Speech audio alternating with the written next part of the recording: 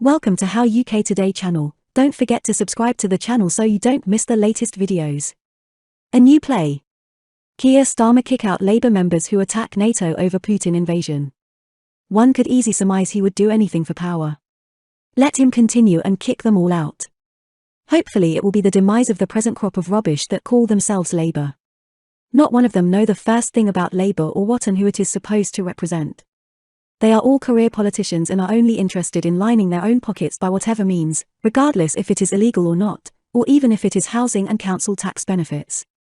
Keir Starmer has told MPs he will expel Labour members who criticise NATO, reports claim. According to Kevin Schofield from HuffPost UK, Mr Starmer was speaking at a meeting of the Parliamentary Labour Party when he gave the threat. The Labour leader reportedly made it clear that members would be expelled if they justified Russia's invasion of Ukraine by criticising NATO.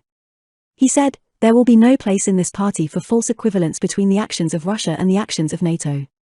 Labour's commitment to democracy, the rule of law and the sovereignty of independent nations is unshakable. Vladimir Putin is attacking all those things. NATO is defending them. There are groups in this country who haven't seemed to understand that difference." Comrade Starmer's desperate attempt to cover up the Labour Party's long-held support for Russia won't fool the ordinary working people in the UK. Mr Starmer also warned that the war in Ukraine will make the cost of living crisis worse. He argued that the economic sanctions imposed on Russia by the UK will have an economic impact on the UK.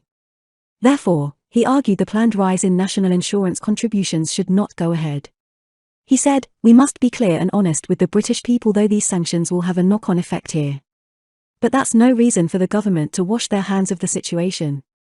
The increases we will see don't replace the cost of living crisis we already had. They exacerbate it. The idea that Rishi Sunak and Boris Johnson's tax rise on working people can still go ahead in April now is just laughable." It comes only days after Mr Starmer threatened to withdraw the whip from 11 MPs and 3 peers who had signed a petition critical of NATO. All of the MPs and peers, including former Shadow Chancellor John McDonnell, withdrew their names from the petition from anti-war group Stop the War. Mr Starmer has also attacked the Labour Party youth wing Young Labour after they accused Mr Starmer of backing NATO aggression, according to the Mirror.